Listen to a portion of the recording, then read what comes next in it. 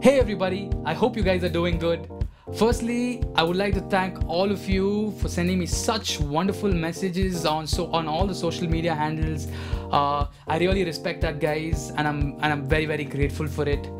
Today's episode is not going to be about any of the gears or basic home studio requirements, because lately I've been reading a lot of articles and blogs and posts on social media talking about exploitation of creative artists. And today we're going to have a special episode that's going to be talking about the importance of law for creative artists. The most basic law that everybody in the creative industry would have come across is intellectual property rights and law of contracts. While there could be other laws associated with the creative industries, for today's episode, I would like to talk about law of contracts. See, before I start off, I would like you all to know that I've been on both the sides as a struggling artist and as someone who pursued legal education.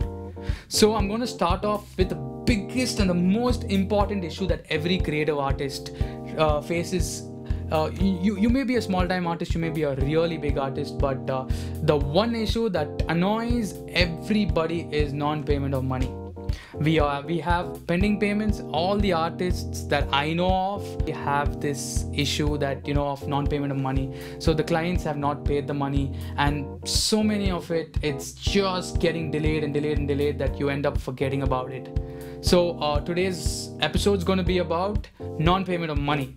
So for that, I can keep giving you examples of how we, on that short notice period, have forgotten to sign a contract and we just end up giving an amazing show, walking out with such good applause from the audience, and finally we realize that we're not getting money for that show.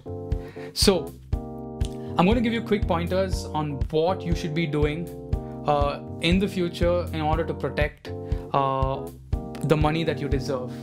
Alright, so the first pointer is always get everything in writing. Why I'm saying that is, so a contract is an agreement enforceable by law. I'll give you a small example and I'm not going to complicate it much for you. Say for example, a client approaches you for a show. So that is a proposal. So the moment you accept the show, it becomes a promise, and once you agree upon a certain amount of money, then there's consideration for a promise. A set of promises that form consideration to each other becomes an agreement, and when an agreement is enforceable by law, it becomes a contract. There are two types of contracts. One is implied contracts and the other one is explicit contracts. By the name itself, implied contracts is you have to establish a connection between the facts and circumstances that a contract exists. The second thing is explicit contract. Anything explicitly written becomes an explicit contract. Why I'm talking about implied and explicit contract is, you may ask me a question that, are oral contracts invalid? Guys, oral contracts are not invalid, but the burden of proof is upon you to establish a connection that a contract was there. So in order to avoid it, best is to get everything written down. So what is the best that you can do in order to protect yourself from any of the issues pertaining to non-payment of money? Three things. First of all, have a written agreement, right? The written contract will cut all of your problems. 2, make sample contracts from a legal expert. So you making sample contracts is gonna help you a lot, because right from everything involving in the creative industries, you having sample contracts is going to make your workflow so efficient and it's going to be fast. You don't have to keep on making new contracts for every time you're involved with a new client, right? Third point, have conversations via mail. Why I speak about having conversations via mail is a valid form of contract, and also you can establish a connection right from where you started the conversation of you getting a show, or you making a certain art. Right from the starting of the conversation till the time a contract is completed, you have everything established in a mail. So these 3 points are going to help you to get out of problems. So tomorrow you don't have to keep looking for evidence, or you don't have to be looking to establish a connect. Alright, so the next question would be, I followed everything, but my money is defaulted. What do I do? These are the legal means of recovering money.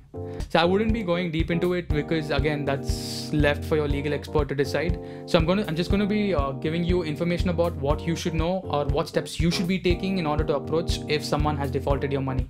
So the first step would be filing a legal notice.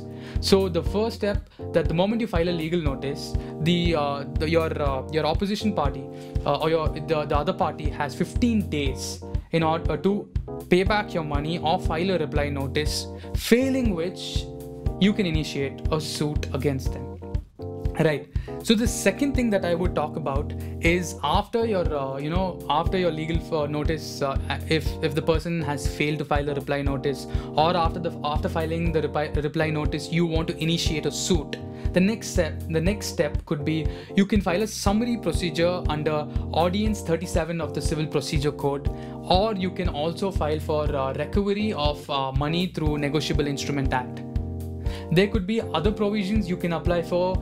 You can also go for criminal complaints depending upon the facts and circumstances of the case.